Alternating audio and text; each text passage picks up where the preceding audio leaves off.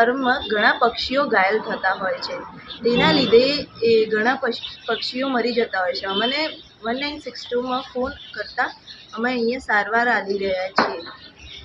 અહીંયા ફોરેસ્ટ ઓફિસમાં forest department, દયા ફાઉન્ડેશન અને 1962 કરુણા એનિમલ એમ્બ્યુલન્સ ખાતે અહીંયા ઘણા પક્ષીઓની સારવાર આપી રહી છે. અત્યાર સુધી 10 પક્ષીઓ ઘાયલ મળી રહ્યા છે, જેમની સારવાર આલીને એમને ઓબ્ઝર્વેશનના અંડર રાખેલા છે. અત્યારે હજી પણ ચાલુ છે પક્ષીઓ આવવાના.